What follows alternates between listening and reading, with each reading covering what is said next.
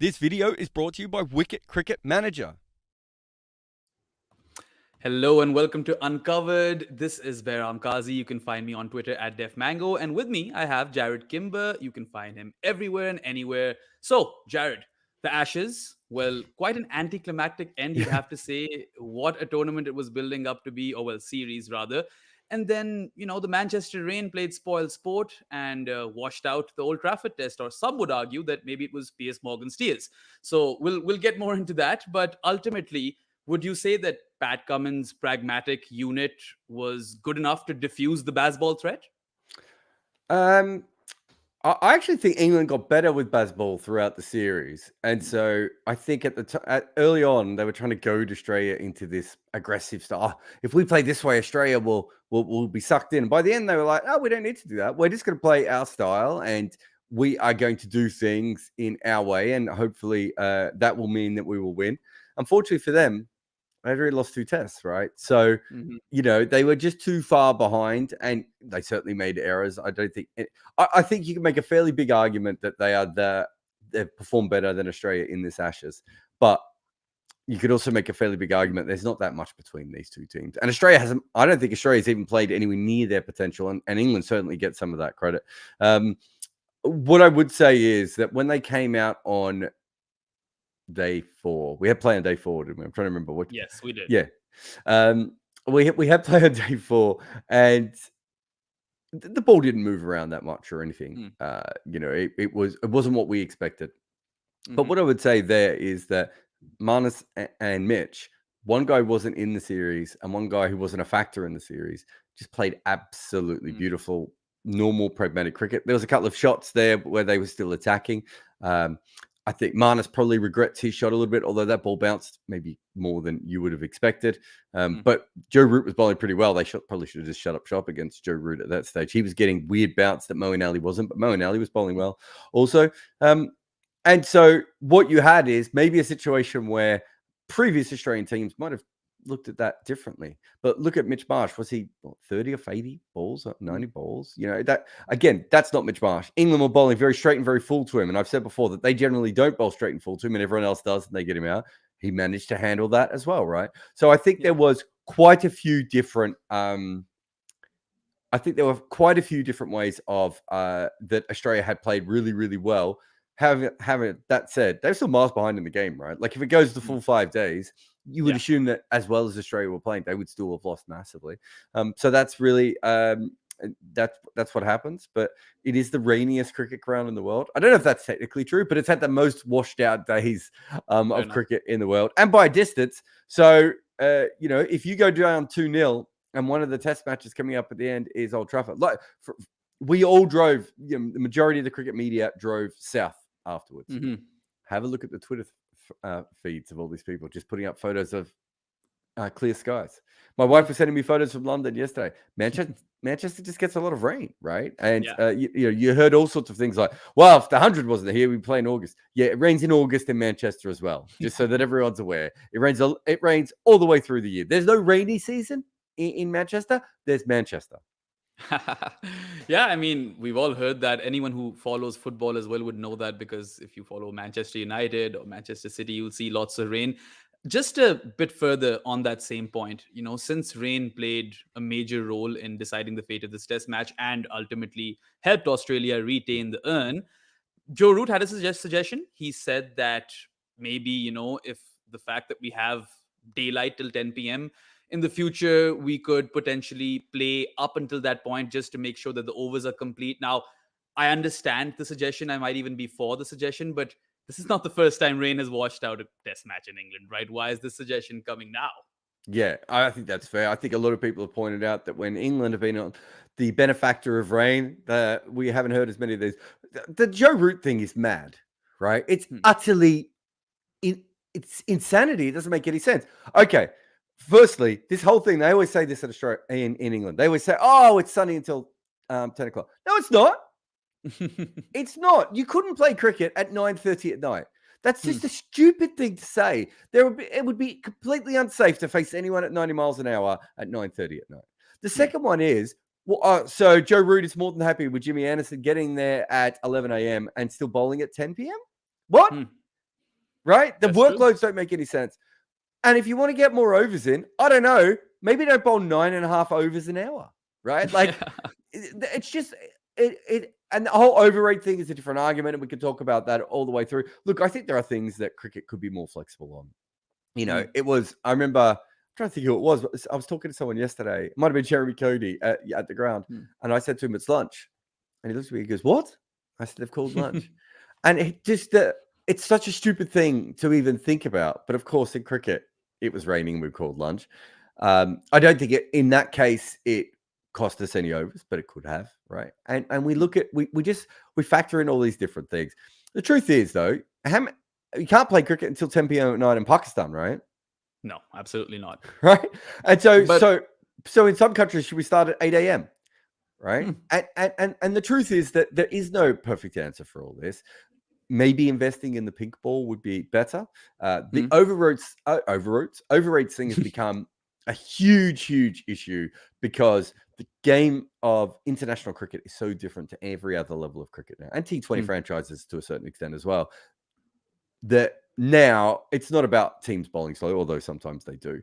It is the batters are involved, the umpires are involved, the concussion substitute is involved, the stupid spider cammy thing is involved. Yeah. You know, all these different things that happen in that level of cricket that, you know, that go to this. But we could bowl more overs in the day, and England could have bowled their overs quicker, bowled more to Australia, and allowed that. They kept going on and on about is the crowd not entertained? Well, sometimes you run out of time if you slow down the overrate, right? And that's how these things go.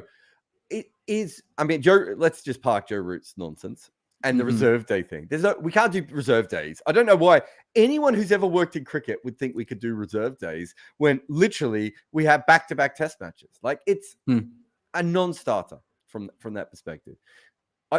What I do think is that there could be a flexibility. There could be making sure that teams actually bowl their overs a little bit quicker, so we don't lose as much cricket when it rains. And all these sorts of things are certainly things that we could look to go ahead with. But I'll say the same thing I say every time, Bayram, when someone brings this up.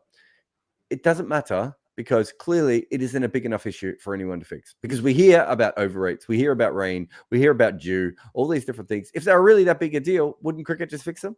So, I mean, maybe you could argue and use my catch-all argument for everything in cricket is no one's actually in charge, so there's no way you can fix any of these things.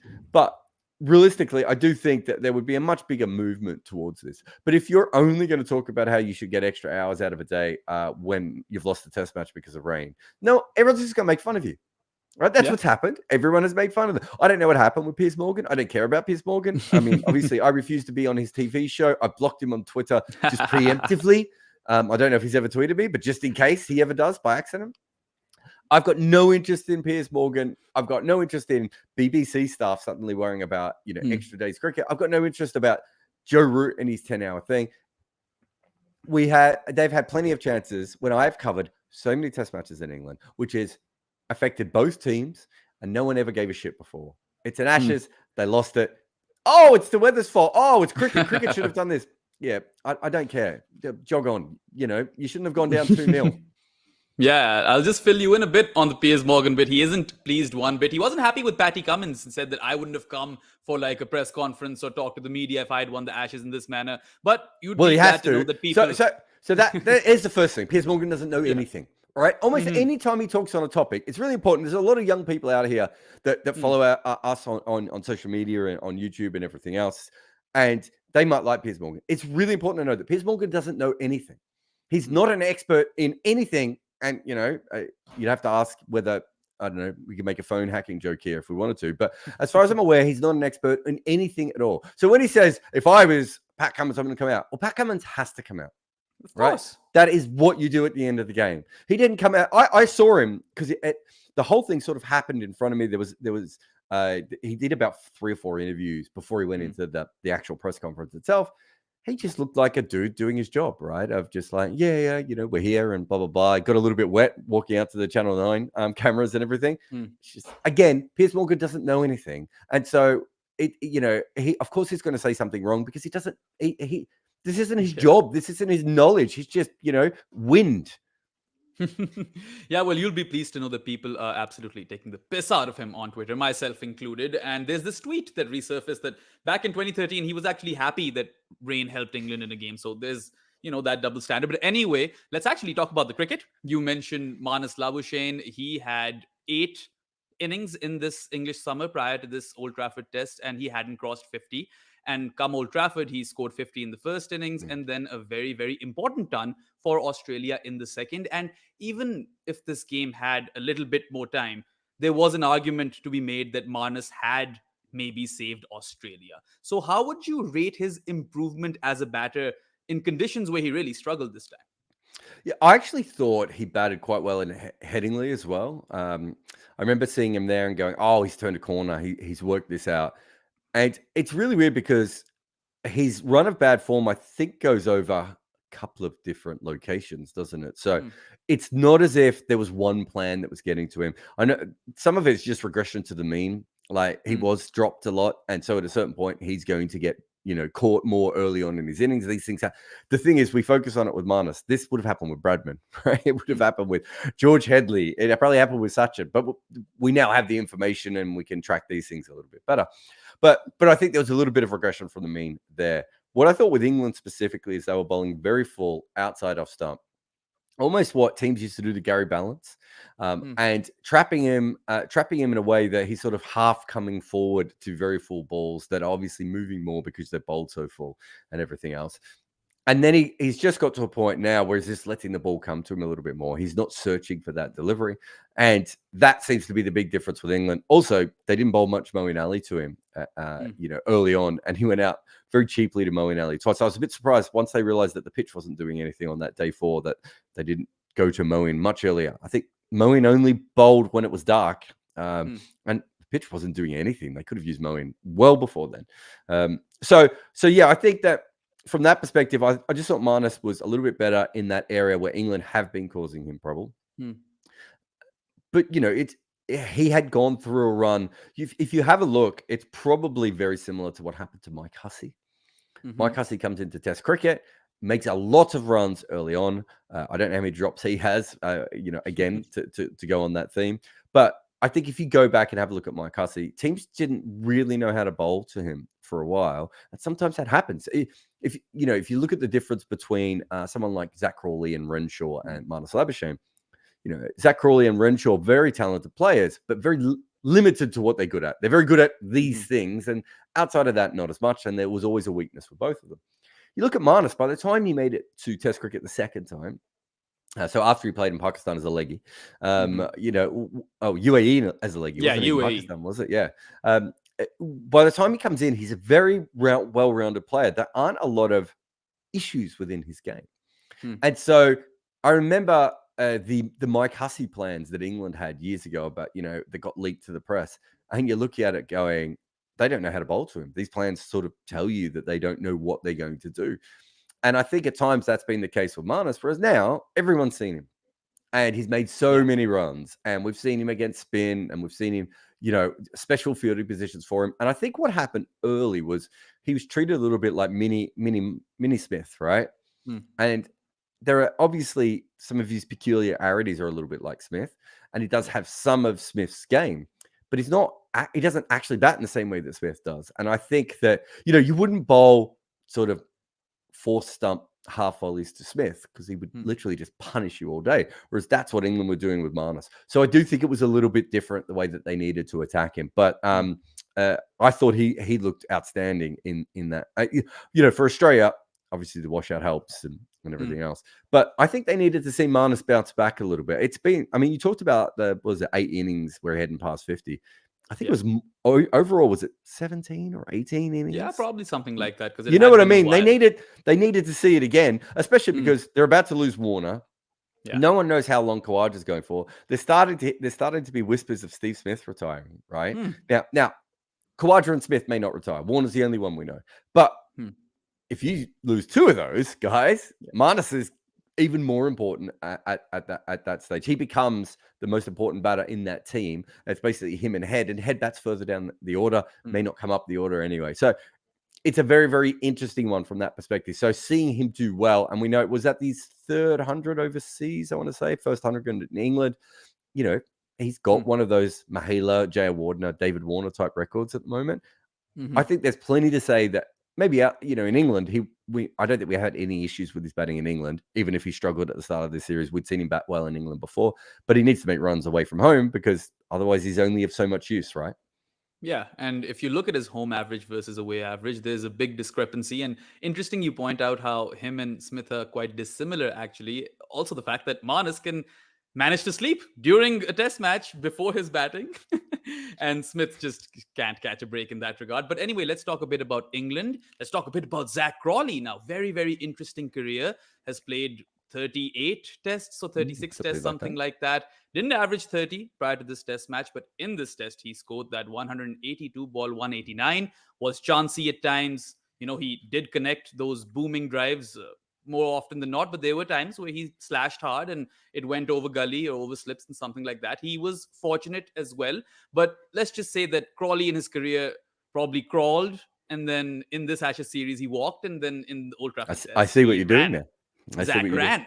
Look, I thought he had a really good Ashes so far. I don't know. I mean, Jared, he's the leading run scorer of this Ashes now, so we have. Yeah, but I mean, before that innings, I thought he'd done his job. So from that perspective, I thought he'd upset the Australians. I think now I didn't. This was only something I think someone might put this up in our Patreon, but it's becoming more well known. We talked about it a lot on SEN, where he has a very poor average against Boland, Mitchell Marsh, and Cameron Green, and a great average against everyone else, and that includes Stark, Hazelwood, and Cummins, and that's very interesting, right? To start with, and it does sort of follow the loop of, especially you look at Mitch Marsh and Boland, they're really more county type bowlers, and so from that perspective, he doesn't like the guys who nibble around and wobble the ball. They much prefer the 90 miles an hour slamming onto the middle of his bat.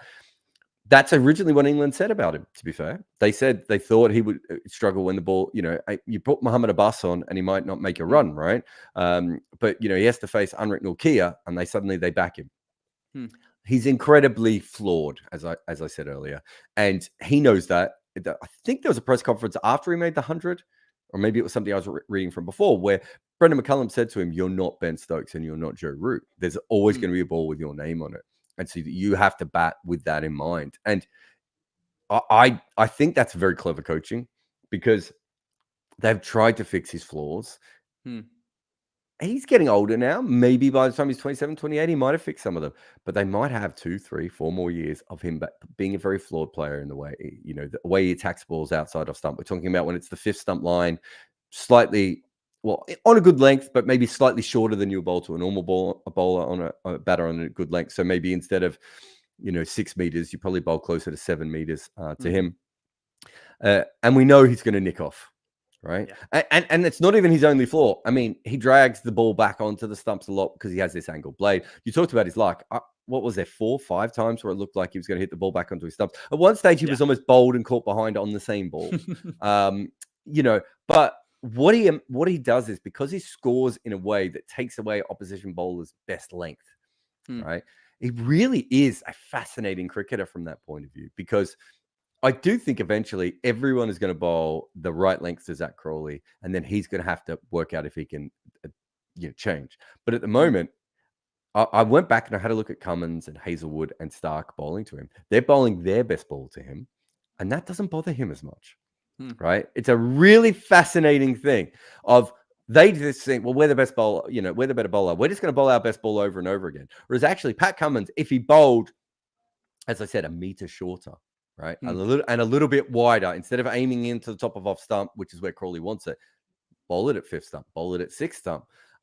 It would be and Hazelwood could do this more naturally, just because of the way that he bowls. I actually think they would have success against him. So, have teams been planning that much for Crawley so far? Probably not. The one big difference between the series is, I think England have prepared brilliantly for the Australian team.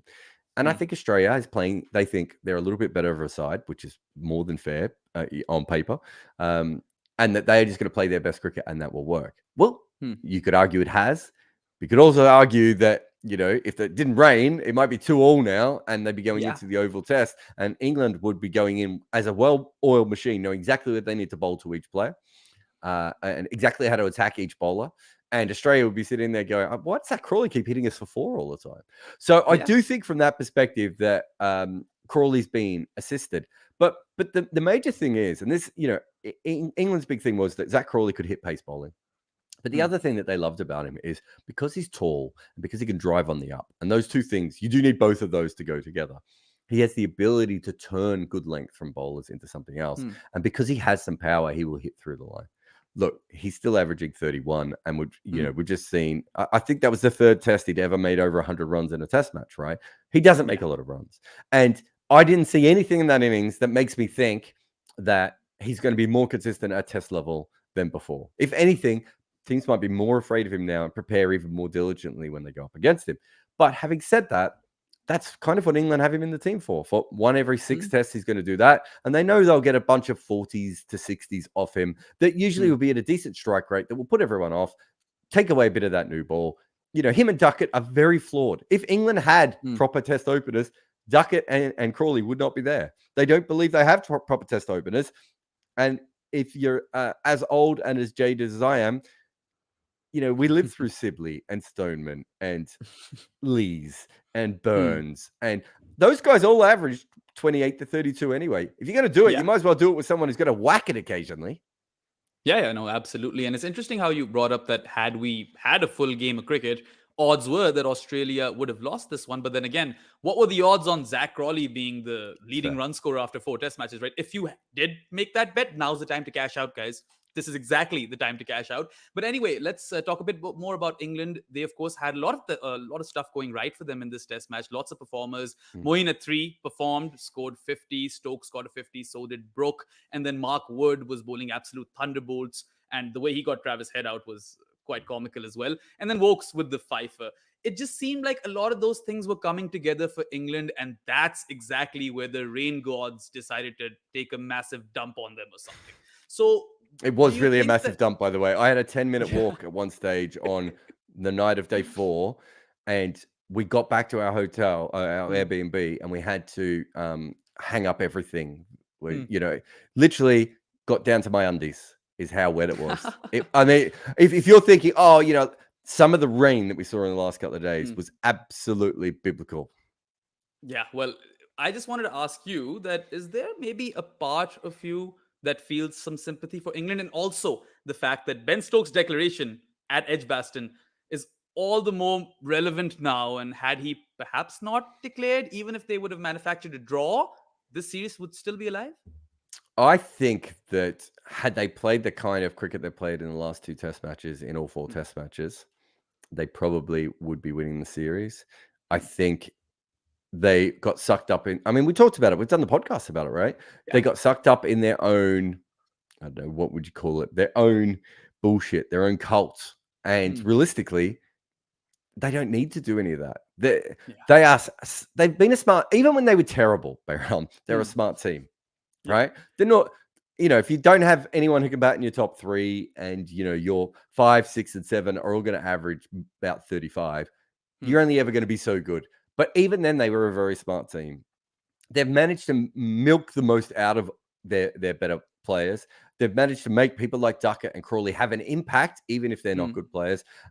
Throwing Moeen Ali up the order and all this sort of stuff, right? They've been able to sort of slightly twist things to make it better for them. Early in the series, I didn't feel like they were quite doing that. Early in the series, like they're declaring on day 1, it didn't need to happen. Right? They could have made another 40 runs. Who knows? It's Joe Root there, how far they could have taken that, right? They could have put much more pressure on Australia at that stage. And then later on, this latest declaration is the interesting one, because I would argue that that's when they needed to be more baseball. And they actually went way too long. And they didn't need to go on that long. And it probably, again, cost them a big chance of being able to do that. Although, having said that, I do think the pitch had flattened out massively. So I think it was a mistake, but I'm not sure it's a mistake that ultimately would have cost them the game. But it certainly was a mistake. So they're still making mistakes, fine. But I do think that they have improved a lot during the series. Whereas Australia played pretty much the same in the first 3 test matches. Hmm. The 4th test match, they batted fine. It's just that no one went on to get that big score. And that's the difference between them making 450, and 300. And if they'd made 450, the whole face of that test match would have been different. Even if England would have played their great innings afterwards, they would have done it from a position of weakness, not a position of strength. And everyone knew that was a good batting pitch. So I don't think Australia have played that much better or worse all the way through, whereas I think England have just been slowly getting better all the way through. And I think they've been reacting to Australia. The Moeen Ali thing is an attacking move based on the fact that they've had injuries and that they don't really have a replacement that they trust. Whereas the Cameron Green move, and I'm definitely not against it, but once you did that, it's a defensive decision, again, made because they don't have the best thing. And I think that both of those things suit each team. But the difference really is that England went in with a slightly more balanced side just because that they backed their players in that particular way. So, look, I think England have played really good cricket. I did the video that you've probably seen, or the article about how hard it is to come from 3-2 down. From 3-2 down. From 2-0 down to win 2-0 down to 3-2. Yeah. And the only person who's ever done it is basically Bradman, who had the series of his life, and he had timeless tests available. When you look at all the teams that were better than the opposition, and I think there was only 2 of them that were clearly better than the opposition, and in their situations, they just ran out of time, because that's what happens. You only need one thing to go against you, and suddenly, it doesn't work for you. So I would say England have played marginally better cricket, but I also would say that Australia haven't actually reached their height. So it was interesting. You were talking about, who knows what would have happened in that 3rd innings of Australia. Right. Mitch Marsh didn't look like he was going anywhere. Cameron Green looked a little bit more shaky. They still had Alex Carey. Mitchell Stark has obviously batted quite well at times. Yeah. Pat Cummins in this test. In this test. Stark batted really well. Pat Cummins obviously at Edgbaston, right? Let's say Mitch Marsh makes 100, Cameron Green makes a 50, and Carey and Stark and Cummins all make 100, 120. We're going to feel very, very differently. We only saw them bat where they gave away their wickets, but they didn't bat terribly in that first innings. They just gave away a bunch of starts when they should have capitalized on them. And then they bowled, and I thought England did very, very well, but on a pitch where you should bat very, very well, right? And had a little bit of luck. So again, it's not as if I think England definitely had the better of that test match, and they've had slightly the better of the entire series. But I didn't come away like I saw some people being like, this is an injustice. Like England is really, I'm not sure that's true. I just don't think it's true. And so I think you have to give England all the credit in the world. But the truth is, whether it's your fault or someone else's fault, and England had the better of the conditions in those first 2 test matches, they couldn't take either of them. And when they didn't take either of those test matches, and that is the situation that they put themselves in, that weather or one fluke, it might have been weather. It might have been Pat Cummins taking a 7-for, right? It might have been Steve Smith making a 100. All these things are on the table, right? It doesn't matter what it is. These things can happen. It could have, Adelaide all out for 36, right? Australia have the ability to still do that to anyone if at any time. And so I do think from that perspective that, England never got themselves into a position where they were safe in the series. And that's why ultimately they haven't won it. Yeah, no, that checks out. One final thought, of course, going into the Oval Test. Of course, England still have pride on the line. They could level this series, and 2-2 would be a respectable result at least. Now, we saw the ball stay ridiculously low at times at Old Trafford. And that's the reason Joe Root got out, who was looking great at 84. And Stuart Broad, who also, by the way, took his 600th test scalp in this test, also got a few of those to go really low.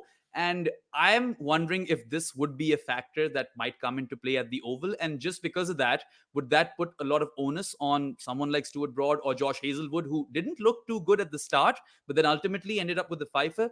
Could this be a factor? And just the fact that Todd Murphy, is the only other spinner available, should Australia be playing him?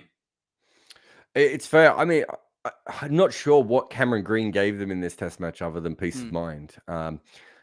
I still think Cameron Green's a fantastic cricketer. I've got no issue with him playing again, but at the moment, the truth when it comes to selection is both of these teams are very banged up.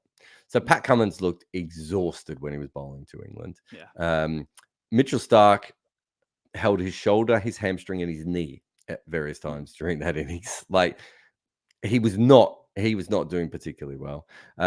Mitch Marsh they didn't bowl him early on when he probably should have bowled to Zach Crawley. And then later on, he had the ankle thing. We don't even know who's healthy and who's not at this stage. I would think at the moment they might have thought, well, we got away with that, but maybe we'll need Murphy again next time. But they weren't. I don't think they were sitting there going, well, Murphy's going to be a huge difference for us either. But the Oval, we have seen Surrey certainly leave out a spinner quite a bit. Look, it's an interesting surface, that one. Maybe they'll have to take a look at it. But I think for both of these teams at the moment, they're going to be looking at whose body works and whose body doesn't work. And perhaps England will take slightly bigger risks just because, of the difference, or because of the way they play. And Australia might be slightly more pragmatic. Now, the funny thing is everyone's like, oh, they're so defensive with Cameron Green. It's quite an attacking move as well, not to have a spinner. Right? It's like, we just think we'll be able to blow through England. And they didn't. Will they go, actually, we need to take the more defensive option now and we need the spinner to come in. So it's a fascinating one coming up to the next test. Yeah, no, I would certainly make room for Todd Murphy because I was looking at the Australian bowlers and they looked absolutely exhausted, like you said. One final thought, I suppose, Jimmy Anderson to play at the Oval or not to play at the Oval? I thought he bowled well at times at Old Trafford. Control, I thought he got the had a lot of control. Yeah, I thought he's hit the ball through a little bit as well. Look, the Jimmy Anderson question is a much bigger question because essentially there's three ways of dealing with it. The first one is to say, Jimmy, you're done. Sorry, mate. We think you're wonderful, but you're done, and we want to try someone else at the Oval. The second way is to say to him, we think you're done. Do you want to play your last game at the Oval? And I suppose the other way is maybe more the way that, well, there's two other ways. One is just let it keep going as it is because he's Jimmy Anderson, too big to drop. Or the way that I would do it is go back to him and say, look, if you say to us that this is your last test, we will give it to you at the Oval. We will put a picture of you up on every chair and everyone will have a face mask. It will be the Jimmy Anderson game. However, if you say you want to keep playing, that's fine. We will pick you on the Oval if we think you're in our best 5 bowlers or 4 bowlers. From then on in, exactly the same. When we think you're in our best bowlers, you get that. You'll get a reduced contract. We won't play you as much, but you maintain your fitness. We'll pick you when we think it's right to pick you. And I think if, those 4 options are far too big just to go, you can't pretend he's a normal player, right?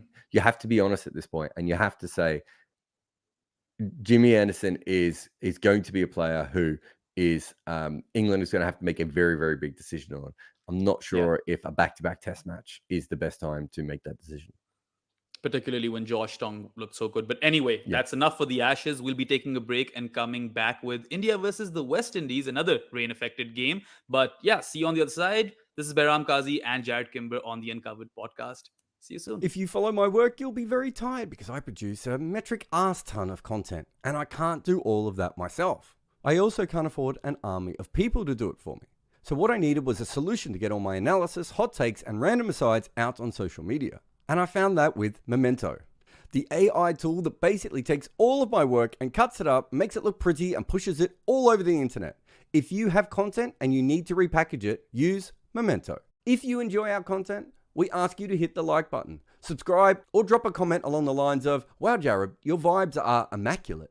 Additionally, sharing our work on social media, supporting us in super chats, and helping us out on Patreon or Buy Me a Coffee all mean the world to us. Like our stuff? Please support us by whacking that subscribe button like it's a short ball. Or you could just leave a comment expressing your admiration, such as, wow, Jared, you're the Aubrey Faulkner of YouTubers.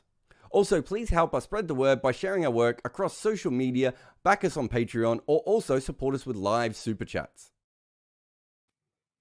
All right, we're back at the Uncovered podcast. I'm Behram Kazi. I tweet at DefMango. You can find me on Twitter over there. And Jared Kimber is with me. Of course, he's everywhere himself. Now, over to the Trinidad Test match, Port of Spain, and the Queen's Park Oval. India got off to a great start in that Test match, scored 430 odd in the first innings. Virat Kohli got his 76th done and a bunch of 76th international run, not test done, and a bunch of other batters did really well. Yashasvi Jaiswal got another 50 in his second innings in test cricket.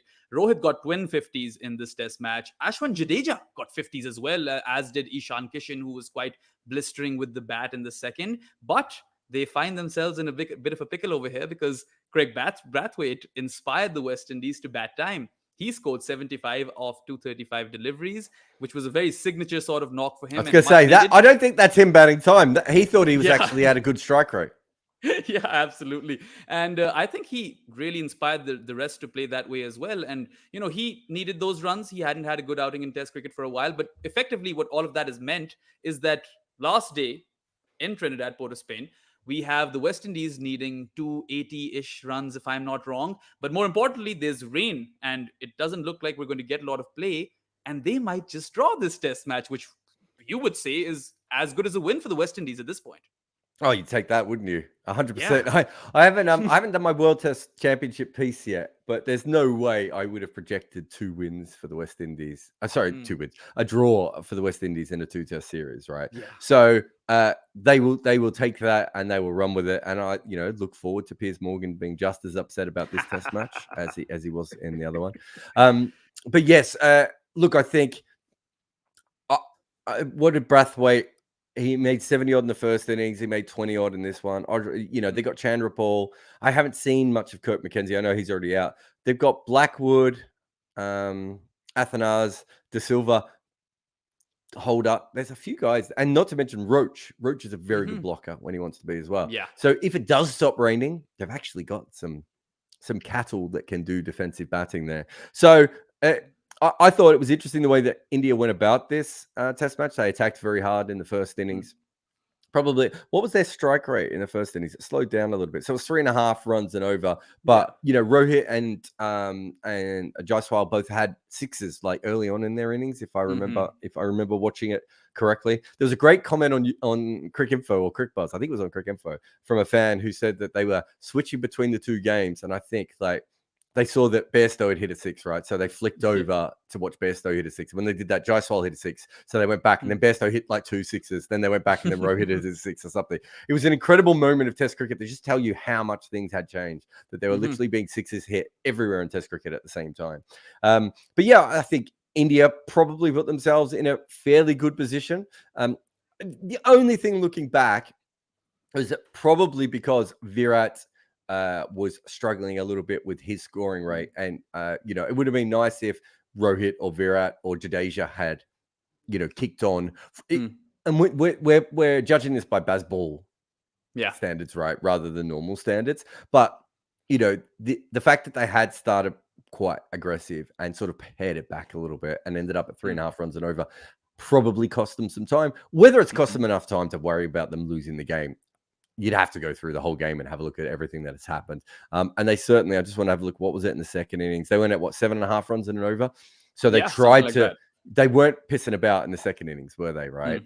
That is, I know I saw some arguments online about people. I think it was a Caribbean Cricket podcast and Crazy Johns having this discussion about, whether it's Bazball inspired. Well, I mean, it is Bazball inspired because we've never seen a team try and score at 7.5 runs and over in Test cricket before that, right? Certainly not from the first ball. You'd get in for a little while, then you would start to attack, or you would lose a wicket and you pair it back. Whereas what we had here was, as you said, then eventually Ishan Kishan coming in at number 4, right? These are things that are Bazball inspired. In fact, I want to talk about one other thing about this, just because this game made me think about it. People have to stop saying things like, oh, this is Sehwag ball, or this is Gilchrist ball, or this is Viv Richards ball, or this is Keith Stackpole ball, Chris Srikanth ball, or whatever, right? We've had attacking batters before. None of us are arguing that we haven't had attacking batters before. If anything, if you're saying that line, that just means you don't know anything about the history of cricket. And what you really need to say is Gilbert Jessop ball or Victor Trumper ball, because those are the OGs when it comes to strike rates, right? In fact, I think at Old Trafford, or maybe it was, I can't remember if it was in the Ashes. Yeah, no, it must have been at Old Trafford. The quickest hundreds came up ever when Bairstow was approaching his. I think this is right. And it was, I think the quickest one ever was maybe Botham off 85 balls or something like that. And then the second or third quickest ever was Victor Trumper off like 98 balls, right? In the early 1900s.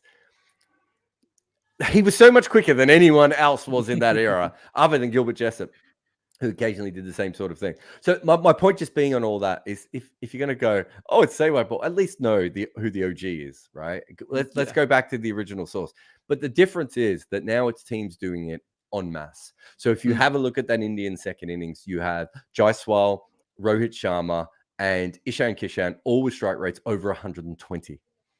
That, if you think I'm wrong, go back and have a look at some of the highest scoring games of all time. You don't see much of that. You see one batter or maybe two batters go nuts. This is something completely different.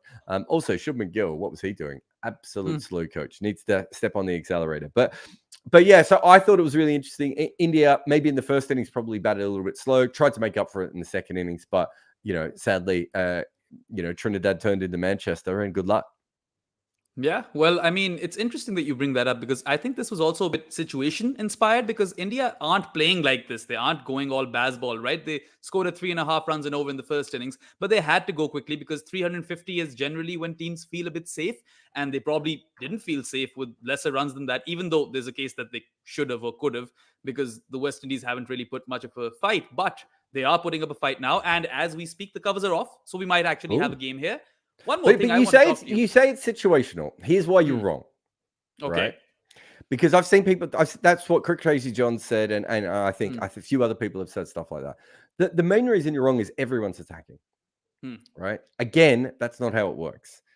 When it's the difference with baseball is is everyone going in. You're not just going with a couple of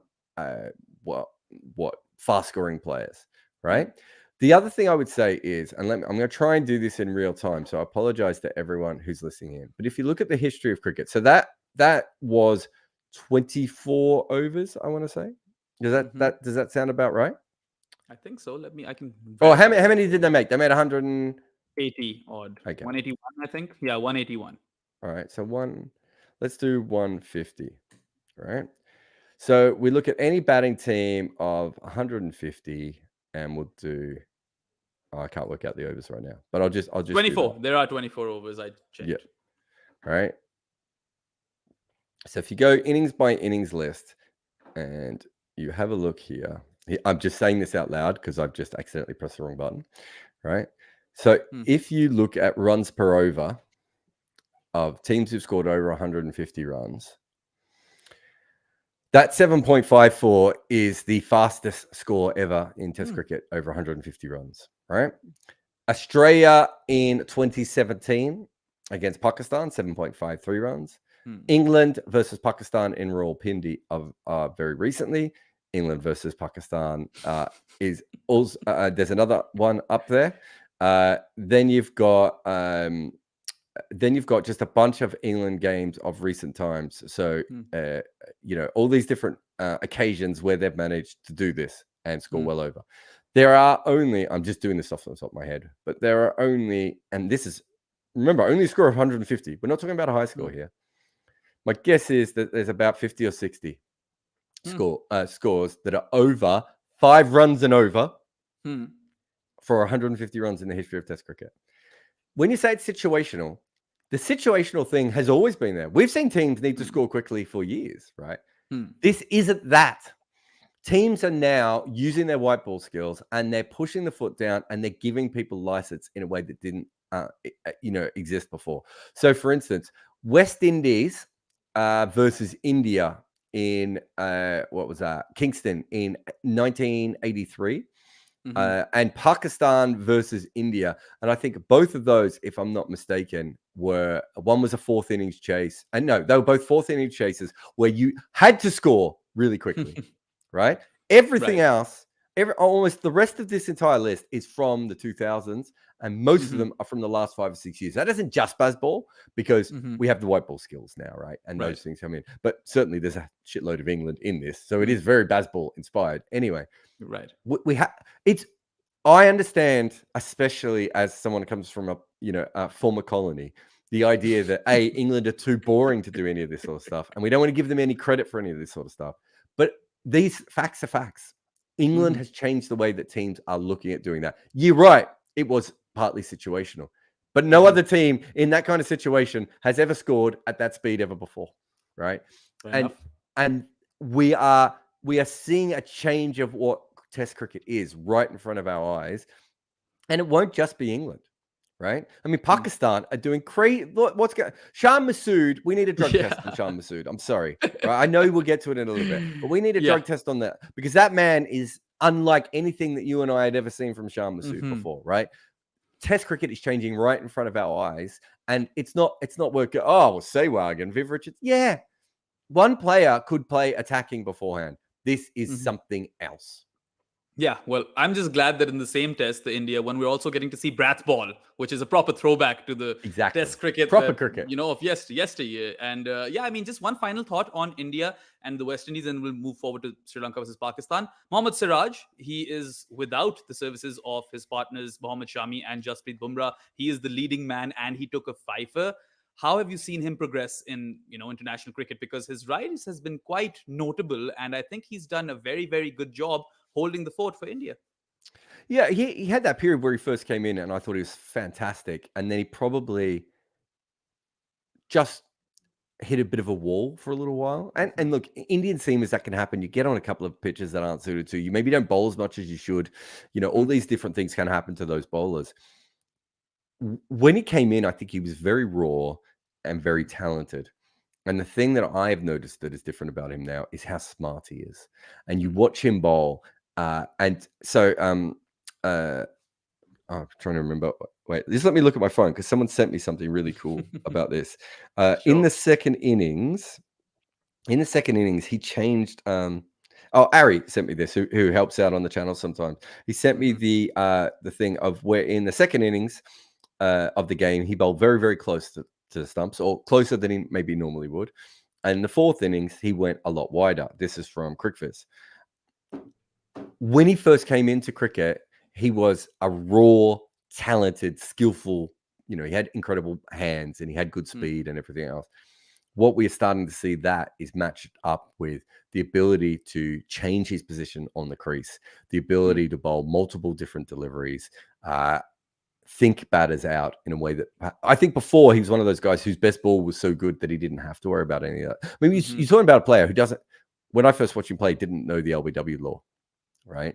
And we are watching in 3 years, let's say, or 4 years, whatever that period is, him become an incredibly smart bowler. And so for me, it's a really exciting thing to see someone, it was very similar to what we saw with Amrit Nortje. First time I saw Amrit Nortje was, I think it was against you lot. Was it in Pakistan? I think he might have bowled. I mean, he did play that series for sure. Yeah. Lots of success as well. This bowled dead straight, but at 93 miles an hour. And I was like, well, that's great. Right. And we've seen Mark would be very successful at that. But what can he do next? And every time I saw Amrit Nortje, I was like, oh my God, he's got a new toy. Right. Yeah. And so one thing I've noticed with the very fast bowlers of recent times is we have managed to keep their pace, but with toys. Like Mark Wood had an outswinger recently. Right. And we are seeing these bowlers upskill in a way that Shoaib Akhtar and Sean Tate and even Brett Lee didn't necessarily upskill. They were very, very talented bowlers, and they were talented bowlers all the way through.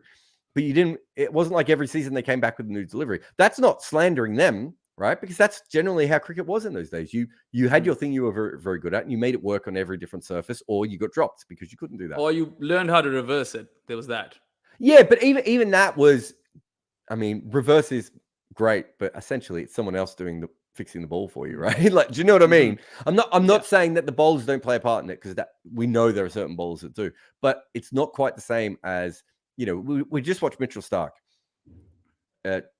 Last Ashes, he's bowling. He can't swing the ball properly anymore. He's trying to bowl the conventional wobble ball.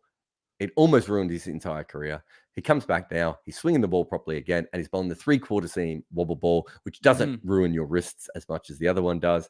And it's like, that is a huge jump up, right? As I said with Nortje, putting all these different things in, part of it is because there are more deliveries to bowl now than there ever have been before. The other part is they can see these guys. They go on their NV Play app or their Sports Mechanics app, or, whichever company that their cricket board is with. They can see every ball in the world. They can see it from close up from behind. Sometimes, if they're lucky, can see it from close up in the front. They can watch Jimmy Anderson bowl again and again and again. I mean, how did Jimmy Anderson learn the wobble ball? He watched Muhammad Asif in the nets, right?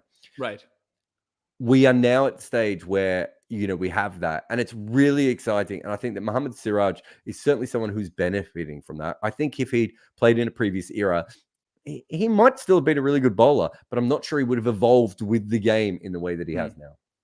Yeah, fair enough. And I 100% concur that you have to continue to upskill and innovate and add certain things to your game and improve your arsenal and all of that stuff to become a more successful bowler. But anyway, I think that's enough for India versus the West Indies. We'll come back with Sri Lanka versus Pakistan. This is the Uncovered Podcast with Behram Kazi and Jared Kimber. We'll see you shortly after the ad. A little bit of grass on the wicket is good, but too much and all hell breaks loose. Not enough and things can go sideways very quick. The same is true of your pubic hair. And you don't have a groundsman who smells like fertilizer telling you what to do. No, you are the curator of your own pubic pitch. So if you're having trouble grooming your pitch, what about Manscaped? They've invented a sleek, well-designed, optimized trimmer that helps you shave your balls. I've used it, and it's incredible. It's good enough to use at Lord's. So get 20% off and free worldwide shipping with the code REDINKA. And you just put that in at manscaped.com. That's 20% off, free worldwide shipping, manscaped.com. The code is REDINKA. I always thought this podcast took balls more seriously than anyone else. Then I tried Manscaped. Funny ad over there. And I mean, I do own a knockoff Manscaped, so I'll definitely recommend that. If I ever get an extra one, I will send it to you because I'd feel bad if your pubic area didn't have the official licensed product of this podcast. But I only have one, and I don't think you want my seconds. Yeah, plus, I'm not a big fan of nicks, right? Not in cricket, not in the Manscaped area of things. So, yeah, there's that. But anyway, Pakistan versus Sri Lanka. Now, Pakistan won the first test at Galle by 4 wickets, a historic win for Pakistan. And as you mentioned in this podcast before, one of the hallmarks of that victory was Pakistan's approach. Now, we've seen a lot of terms come up on Cricinfo. They've said Pak ball. Some people have said Brad ball, Bar ball, Babar ball. It's all rubbish, because Pakistan, in their PCB podcast, have called it the Pakistan way. They had announced this approach prior to actually, trying it out in, Test cricket at least. And it's worked really well because it's a little different to out-and-out attack. They pick their battles wisely. It's very matchup driven. And it's, different phases of the game require different sort of skill sets. So they will have periods where they'll just focus on rotating strike and soaking in the pressure. And then they'll target certain bowlers and just go after them. So I'm not sure how much of this test you've got, but what's your take on the Pakistan way? I've really struggled with this test series just because it's the wrong hours and it's been up against it. So I've seen a lot more of India, West Indies. West Indies test matches I generally watch a lot just because of the time zone. And then the rain in England helped me watch some of it. Although at one stage it was raining in both places and I basically threw my iPad at the window at that point. Yeah, I do think it's slightly different. I don't think it's as different. If you go back and you have a look at my piece on the Bazball shuffle, you'll notice that I mentioned that the Pakistani batters were batting out of their crease quite a bit. So I do think they've taken a lot from Bazball. And I think that Bazball at its heart is very, one of the things that we kind of talk about the aggression and the macho-ness and all the nonsense about it. But there are little bits that make a lot of sense. And one is that basically what England tried to do in that first Bazball series was go, we don't think that New Zealand have 4 bowlers that we need to worry about. So if we can knock one of those bowlers away, we will tire the other bowlers, and by the end of the series, we will have an advantage. And then by the end of the series, New Zealanders were getting injured left, right, and center. Colin de Grandhomme had basically retired. Kyle Jamieson wasn't playing, and they're playing Michael Bracewell as a frontline bowler. And England were like, great, we will absolutely destroy this. So what Pakistan is doing is very similar to that style. So again, it is inspired by it, but this is what I remember when people said everyone going to try Bazball, and I went, no, because teams don't have Bazball lineups. England is the best white ball lineup in the world. But you look at what Pakistan is doing, and you look at guys like Sarfaraz and Babar Azam, they can score, and Rizwan is not involved, but Rizwan is a good example of this. Those guys could score at around 5.5 runs and over without taking any risk.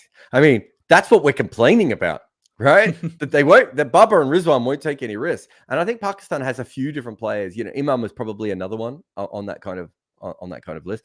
Shan Masood, I don't know what's going on with him. As I said, I'm gonna have to leave Shan. Would you say that he's like the Pakistani Zach Crawley? Very, very similar numbers as well. I mean, they both have from very wealthy families as well. As well. I mean, I know that's a bit of a throwaway line, but that is actually a very good reason why they are where they are. And I don't mean that in a bad way, but what it shows you is if you take a decent athlete who has a bit of flaw and you actually pair that with professional system. Look at Sean Masood's talked to every sports science person, analytics person. He's got CricViz on speed dial, right? Like he's probably looking at every footage of every bowler before he goes out. Zach Crawley, his dad take him around the world. You're going to learn how to play spin. You're going to learn how to face the short ball. You're going to, you're going to get hit on the body by our own personal bowling machine at home. I don't know if they had a personal bowling machine at home. I'm assuming they do. He feels like the kind of kid that would have a bowling machine at home. And I would like a bowling machine. And his Oldsman has a bowling machine. So I'm not slagging off his son in this, although I can. But the point is that, those sorts of guys, they do have an advantage. And it works, right?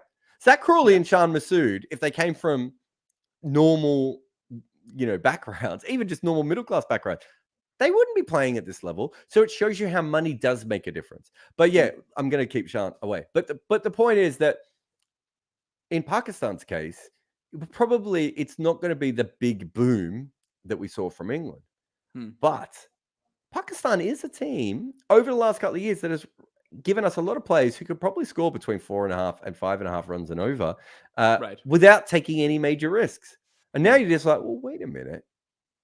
It is the Pakistan way, right? And we have to come up with a better name than that, because the Pakistan way sounds like a really bad tourist program that I would never want to watch. But the point is, I like Bobby Ball, but apparently Bobby Ball was a comedian in the UK, so we can't use that. Yeah, it can't be Bubba Ball, can it? Yeah, it's too. I don't know. It's kind of a tongue twister. Yeah, so but I like Bubba Bubba Ball. I like it. It's like one of like a toy that you can get somewhere, but the toy doesn't work very well. But yeah, so whatever name we come up with, and eventually settle on. And it's very important. I need to tell you, as part of the Pakistani press corps, don't accept what a cricket board says. Do you remember the cricket board were fighting Bazball forever, and they wanted all these other? No. We picked Bazball. We're not saying it's perfect. Andrew Miller came up with it on a whim, right? But it sums up so many different things that allows us to do our jobs easier, and that's what fans and media really want. So yeah, from that perspective, it needs a better name. But I understand what they're doing. I haven't seen enough of it, and I would love to see more and more. But they're playing fantastic cricket in this series. There's one other thing I want to add, just because there's no way you will bring this up. Do you know how many runouts have been in the Ashes so far? 0. Yeah. So Bairstow's closest, of course. Not quite a run out, but almost a run out. And I thought it was hilarious watching Sri Lanka have 2 run-outs in their opening innings at home in a test match to help Pakistan there. But just pointing it out, I think there's only been one Ashes series ever, and I think it's the only 5-match test series ever that's never had a run-out. So that's fun for the Ashes, but also more fun that Sri Lanka managed to get 2 in their opening innings and get bowled out for 166. And Sean Masood was responsible for both those runouts. So not only did he score a quick 550, he did that as well. So yeah, great time to be Sean Masood. And I didn't see that. I saw the first one. I didn't realize he got both of them. He's on fire. Yeah. The second one was really funny as well, actually. It was like in slow-mo. But I think this is quite the plot twist for a team that was being berated a lot for its lack of intent, per se. And I think 2 people who are really, really, must be praised over here are Saud Shakil and Salman Ali Agha, because the way they took the attack to Prabha Jayasuriya, unsettled his lengths and disturbed him, I think that was where the main battle was won for Pakistan. And Saud is really sweeping the ball well as well. And after maybe Yunus Khan and to an extent Sarfaraz, I don't think Pakistan has had many good sweepers off the ball. And maybe, today when Abdullah and Shan were batting, they didn't sweep as frequently, but they definitely took a leaf out of Saud and Salman's book with respect to playing Prabha Jayasuriya. So I think that was quite a big one. But Saud Shakil in general, 6 matches that he's played now, he's scored racked up 818 runs. He's got in 12 innings, I believe, 5 half centuries and 1 double and then 1 century as well. And then he looks compact, plays the ball late. Like I said, good sweeper. He's got a lot of good things going for him. And after 6 matches, only Sunil Gavaskar and the Dawn have more runs. So he finds himself in quite esteemed company. But I'm not telling you all of this to talk about Saud Shakil. The fact that by this time next year, Saud Shakil will have only played 10 test matches. Do you think that's good for the game, or at least good for Saud? Not at all, right? I mean, if I was him, I'd want to play about 20 test matches at the moment, right? I mean, that's the thing with form. I wonder this a lot with test cricket, and it's something we'll never be able to measure. The only way really looking at it would be in the old days when you had first class cricket. But you do wonder if sometimes like players, when they reach their peak, maybe their peak is 28 to 31, right? And in that 3-year period, what if their team doesn't play as many tests, right? And but the 4 years before that, their team played a bunch of tests and they weren't in form. These things matter, right? Like, you know, he's seeing the ball great. He wants to face it in as many different places as possible. We don't know how his game is going to transfer to other places as much because we haven't seen as much of him. If he's going to want to go, it's going to want to be when he's making runs everywhere, right? He doesn't want to suddenly start failing and then have to go, you know, on New Zealand on a green top, or go to West Indies on a with the Jukes ball curving around sideways. So I think from that perspective, you're in form. You want to play as much cricket as possible. Yeah, and I mean, I sure hope that the PCB definitely schedules maybe some test series outside the FTP, like play Afghanistan or Ireland or someone. Just get you guys to play test cricket, because players like Salman Ali Agha, he's also in the ODI squad, but Saud Shakil in particular, this guy is only 27 right now. You don't want him to be retiring with 40 tests under his belt. You don't want that. You want this guy to be able to get a lot of game time so that he can chart out a career. But the other way of looking at that is if he plays 40 tests and they don't play that often, he might end up with a batting average of like 55. And sometimes the batting average is the most important thing. I think we can all agree. Yeah, and he averages close to 100 right now. So let's see how long he can keep that up. Pakistan's fielding, catching in particular, and then the run-outs, it's been spotless, really. I don't think they've made any mistake, barring like one at short leg, which was like half a chance. Not very usual for a Pakistani team, but Mickey Arthur, last time he was in charge, and Steve Rickson was the bowling coach. Fielding coach. Pakistan saw a similar sort of rejuvenation in the field. Do you think that maybe there's some correlation between Mickey and how well Pakistan does in the field? I think different coaches have different outlooks. Some of it's probably just luck and regression and the kinds of players you pick. There are teams that field really well because they, their best 11 players are all good fielders, right? And you can fix that. Well, you can't really change that if you're a team that doesn't have those kinds of skills. I think cricket coaches feel that fielding is something that you can improve. I always go back to the Imran Tahir example of, when I first saw him play cricket, it looked like he didn't know how to stop a ball. And by the end, he was quite a handy fielder for someone who was 45 years old. But so I do think it is something that you can probably improve, but different teams look at it differently. For instance, England aren't really fussed about fielding at the moment. And there are certainly people making the argument that that's a reason why they went down 2-0, because they, are not as sharp in the field as they should be. So it's a hard thing to judge because it's easy to see how much practice people do on batting and bowling if you're hanging around a team. Fielding's a bit tougher to actually, work. How much time did this guy spend on this particular skill and everything else? But yeah, it could be the Mickey bump, Brad bump, perhaps. Brad Bump, or maybe we could call it Burner Ball. Bradburn, Burner Ball. I don't know. Maybe that sounds like Build a Bear or something. Burner Boy's a rapper, isn't he? Yeah, Burner Boy is a rapper. Yeah, you're right. Something like that. But anyway, so one final thought. I mean, of course, I do want to throw my weight behind this, that Pakistan's fielding in the series is one of the main reasons why they won at Gaul and why they find themselves in a very, very good position in this Colombo test as well. I mean, they're only 21 behind and have 8 wickets in hand. So expect them to post a big lead, or Pakistan, just like they always do, and maybe end up with like a lead of 60. I don't know. Anything can happen. One final thought on this before we move forward. Naseem Shah came onto the scene back in 2019 as a 16-year-old, and he went he was on that Australian tour, which Pakistanis would probably want to forget. That's how bad they were, particularly with the ball. But we've seen him really groom into one of those bowlers who keeps bowling that nagging length and keeps hitting that corridor of uncertainty. Very, very accurate in that regard. Also quite pacey. And then with the bat, he's a proper dead batter, right? He scored 6 of 78 in the first test match, put up 94 runs with Saud Shakil, and ultimately helped Pakistan win. So how have you seen Naseem's progression as a teenager to now someone who looks more in his own skin on the international arena? Yeah, I think Pakistan's biggest issue is that they're always looking for the next 15-year-old who bowls 90 miles an hour and hits sixes, right? And what I've seen a similar thing in Australia. Australia and Pakistan are very similar in this whole idea that the next player has to be the absolute greatest player of all time. Whereas I think if you look at the history of Australia and Pakistan in cricket, there are a lot of middling players who are really good professionals for their teams at times. If you're going to pick the teenagers, you can't get rid of them at the first sign of weakness. And he hasn't shown a weakness, so maybe it's easier.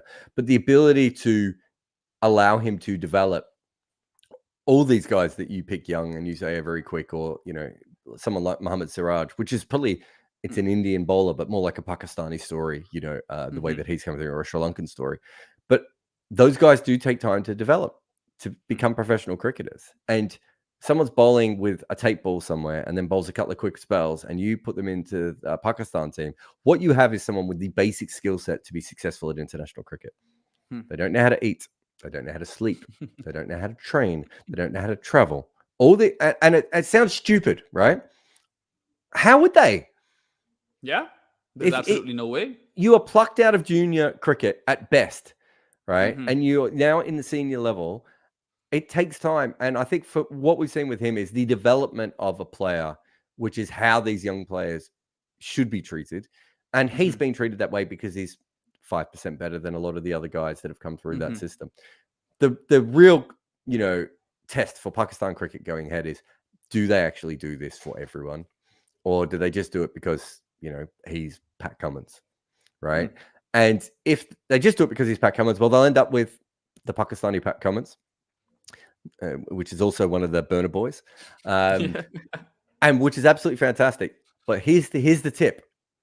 If he could improve the way that he has as a cricketer professionally in all these little mini skills, soft skills that you were talking about, maybe other people could do it too if you treated them correctly, right? Yeah. That's the difference. That is when you go from, that's the level that Australia got to, right? With their professionalism. And India and England have taken it to different levels. But if you look back at the Australian level, what did they do? They made sure that even when they didn't have the best players available, the other guys who were there, who were a little bit flawed, were upskilled enough that they could step in and there wasn't that much of a drop-off. At least, maybe even if you just pick them during their prime, right? You get Colin Miller in for his prime. You get Stuart McGill in for his prime. You get Mike Hussey in for their prime, because they were professionals and they were ready when they were called up, right?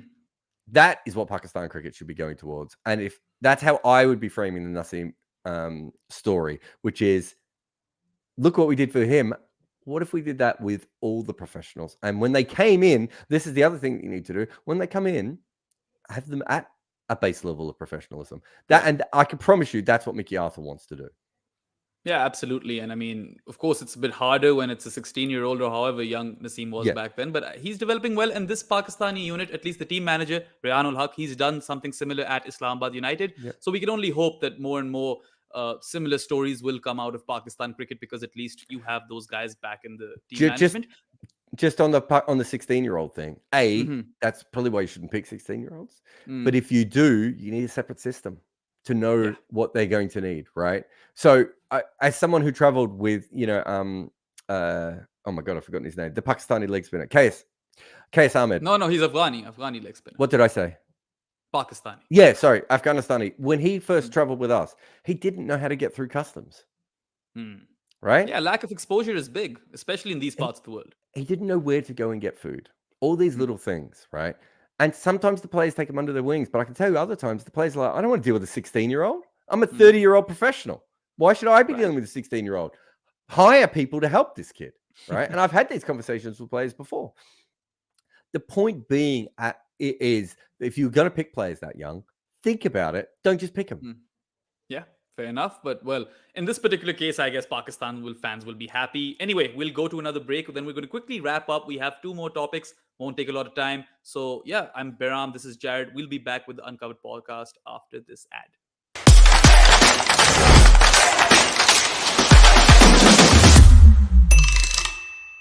This video is brought to you by Wicket Cricket Manager. In cricket, I don't believe in momentum, but when it comes to my social media videos, I like Memento. Its AI listens to me so that I don't have to, and then it can chuck in GIFs and subtitles and make it all fit all the different kinds of social media sizes. Memento does it all. It slices, it dices, and it resizes all of your hottest takes, your coldest facts, and your weirdest vibes. Grab it today and make your content start smashing the ball all around social media. Welcome back to Uncovered. This is Behram Kazi, and I tweeted Def Mango, so that's where you can find me on Twitter. And this is Jared Kimber. You can find him everywhere. Right then, Jared, Harmanpreet Kaur pulled off a Shakib, if I am putting it lightly. A Shakib. Yeah, she definitely did something similar to what Shakib did, only this was an international game. Wasn't happy with the umpiring decision when she was given out, smashed the stumps with her bat. And people, at least Smithy Mandana said that it was a, rush of blood, heat of the moment sort of thing. Well, it carried on. And she basically, voiced that dissent in the post-match presser, the post-match interview rather, where the presenter wasn't particularly doing his job to the best of his abilities either. I'll give her that. But it was really inexcusable, because then when you go on to see footage of when they were taking that team photo, because the trophy was shared, right? 1-1 between Bangladesh and India. And Bangladesh also won one of the T20s. So India didn't have the best of tours. Maybe that was weighing in on her mind. But then she taunted the Bangladeshi captain, asked her if she wants to call the umpires or not, and basically offended the entire Bangladeshi team to opt out of the photo. Now, for someone like Harmanpreet Kaur, the Har Monster, as we so often call her, she is an ambassador for the sport at large, and someone who a lot of people look up to, particularly young people. So, I mean, it's quite despicable, at least from my lens, and I'd like to see what your thoughts are regarding all of this. Yeah, the hitting the stumps, players do bad things when, these things happen sometimes. It was a stupid thing. Also, it wasn't quite in the heat of the moment. If you watch, there's a bit of a delay, but not the end of the world. The stuff that she said to Bangladesh, game's over. Like, get over it. As you said, the pressing. Look, she's a human being, and she's going to make mistakes. And I'm sure that there have been times when you've been rude to a waiter because you're having a shit time somewhere, and you think to yourself later, I probably shouldn't have been that shit to that waiter, or that that Uber driver, or whatever it may be. Like, we all do it. The difference is that they do it on a major level, and it goes back. So I would like to think that she will apologize. She will come out and own her mistakes, and hopefully try and go forward in the future. But I haven't seen multiple occurrences where I'm like, oh, well, now she's a bad role model. She had a shit day, don't get me wrong, and it's not, but there's a difference between being a bad role model, which is you're consistently doing stuff like that and you get known for doing that sort of stuff, and there's, I had a bad day and things went against me, but she still has to apologize for it. Like that, some of the stuff that she did, the stumps, I don't care about. She apologized for the stumps, but what she said to the Bangladesh team is pathetic. Even if she thought it. And do you know how many players think this? Every player thinks this. There's a great line. I reckon it's a conversation, I want to say, between Richie Benaud and Don Bradman. I think I've got the two people right. It's certainly Don Bradman. And someone says to Don Bradman, is it true that most of the time teams complain about umpiring when they lose? And Don Bradman says, oh, no, that's not true. It's all of the time. It's not most of the time.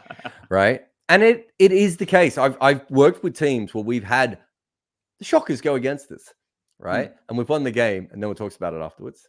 And I've worked in games where marginal ones have gone against us, and at the end, everyone's like, how are we supposed to win? I tell you, so many times I've worked with teams, and this is in amateur cricket as well. When you play cricket in amateur level, everyone's like, oh, this umpire hates us. Just shut up and play the game. And so I can tell you a fair few occurrences as a Pakistan supporter where everyone's just going off at the umpire. I believe David Shepherd, Daryl Hare, there were lots of those stories growing up, and you almost were brainwashed or convinced into thinking that, yes, there is some sort of agenda at play. But really, I mean, these sort of things happen, right? The umpires are humans too. Yeah. Unless, of course, you go to court. And sometimes what happens, well, Daryl Hare is an example of probably an umpire that had more biases than most and shouldn't have got to the level that he did. But I tell you what, go and have a look at some of that old Pakistani footage and have a look at their umpires, right? And Australian umpires, absolutely dreadful. New Zealand umpires, there was a few pretty bad umpires there. Does bad umpiring happen? Yes. Have we got to a point, though, where umpiring is better than it's ever been before? Without question. Umpiring is so much better than it's ever been before. But Harmanpreet doesn't know about Runner and what's his name? Was it Fred? Daryl Hare. No, there's a famous one in New Zealand. It was the one that annoyed all the West Indians. I forget his name. But, she doesn't know that. So in her world, she's been wrong. Fine. Now you come out and you say, I made a mistake. ICC's original punishment made them look like idiots. looked like they weren't taking it seriously. They've now, I think it looks like she's going to be a 2-match suspension. Yeah, I heard 4 demerit points and 75% from match fee. I haven't heard anything about suspensions yet. I Maybe think you. that was the original, but let me just have a look. Cricinfo put up 2 hours ago that she's likely to be banned for 2 matches. You have to suspend. I'm not going to spend. I'm going to spend the rest of my life going. Harmanpreet is evil or anything like that. But what I would say is that you do have to suspend her. That is part of what has happened.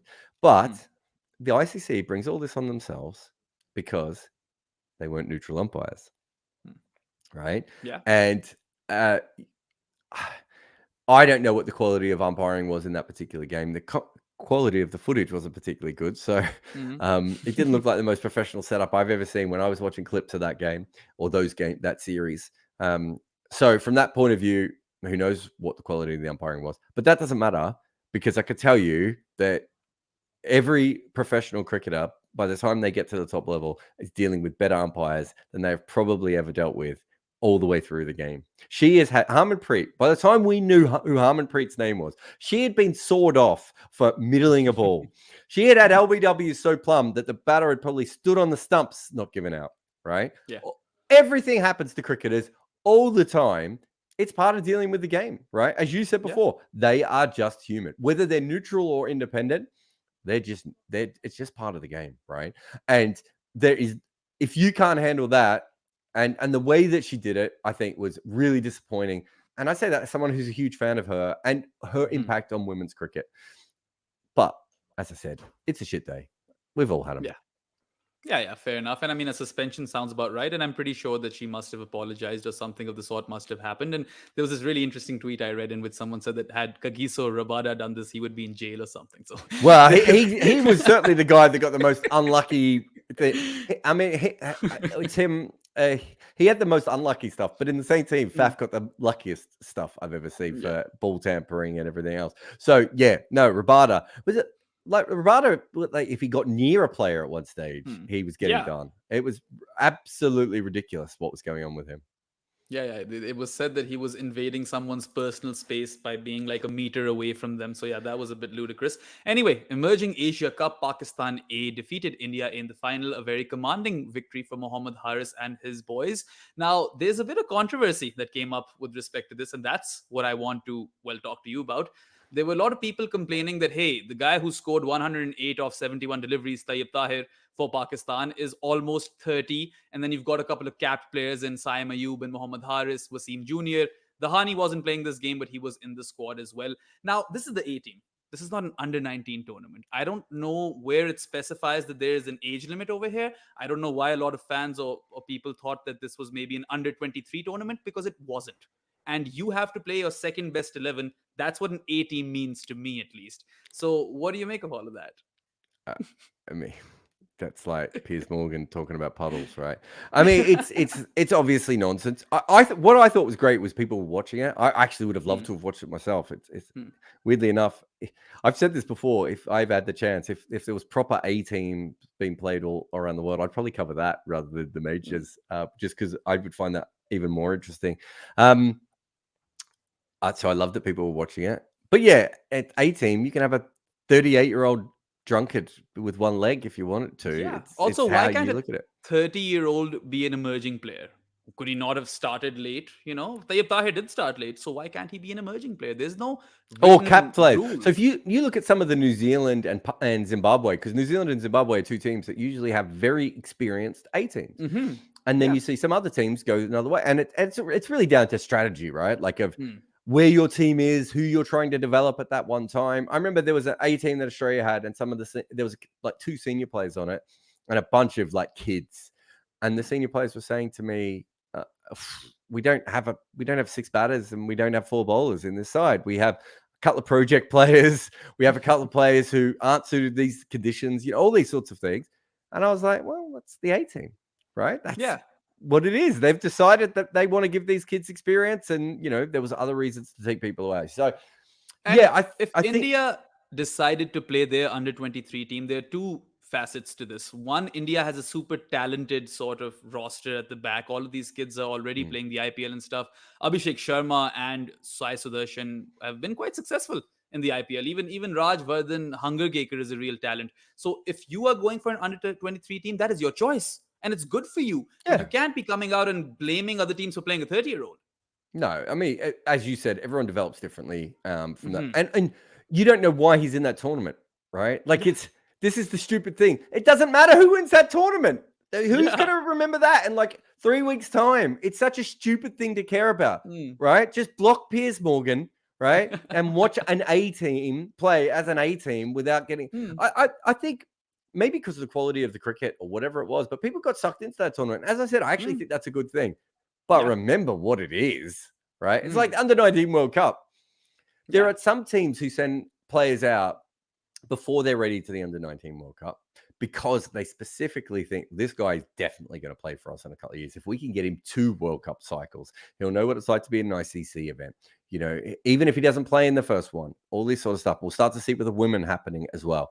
You know, all these sorts of things. But remember, there were people who complained at the Women's Under-19 World Cup that there were senior Indian players in the team as well. And you're just like, that doesn't stop them from being under-19, right? And so every team has a different outlook on that. Enjoy the cricket, which, you know, when it's... Do you know how hard it is to play cricket in the modern world with all this rain? Just enjoy it when you can. On that note, I think we will end this, and we can only hope that over in Trinidad, you know, the rain ends and we can at least get like some cricket over there. But that's all from episode 42 of The Uncovered. This is Behram Kazi. You can find me at Def Mango on Twitter. That's Jared Kimber. You can find him everywhere. And that's all for this episode. We'll catch you again next week. Thanks for joining. Goodbye. I just realized you'd said all that and I hadn't got the end screen ready. So now I'm going to say it out loud so that everyone knows that we now have an end screen.